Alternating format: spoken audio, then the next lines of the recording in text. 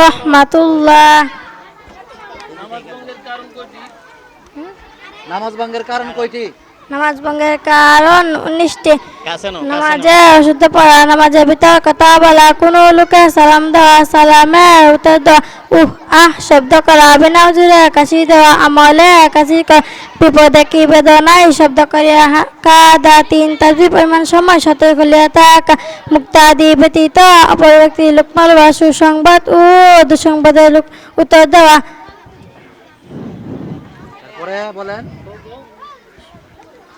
না নাপাক জায়গা দুরূদ শরীফ।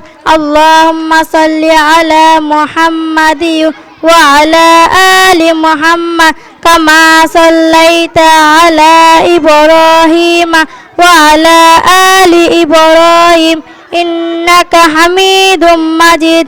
আল্লাহুম্মা বারিক আলা মুহাম্মাদি ওয়া আলা আলি মুহাম্মাদ কামা বারাকতা আলা ইব্রাহিম ওয়া আলা আলি ইব্রাহিম ইন্নাকা হামিদুম মাজিদ। ঘুম থেকে উঠিবার সময় এই দোয়া পড়িতে হয়। আল্লাহুম্মা আলহামদুলিল্লাহিল্লাযী আহিয়ানা বা'দামা আমাতানা ওয়া ইলাইহিন নুশুর। সামিয়া আক্তার